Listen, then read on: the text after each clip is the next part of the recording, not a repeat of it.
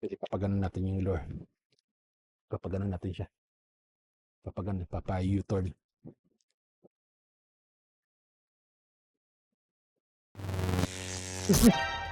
So, tama. Peace on, peace on. Tama yung U-turn, guys. Ay, nawala. Isa. Tama yung lift ko. Tama yung U-turn. Tama nga, pasok dito. Uy, huwag ka mawala kasi minsan lang tayo makakuha ng pangalawang sibas.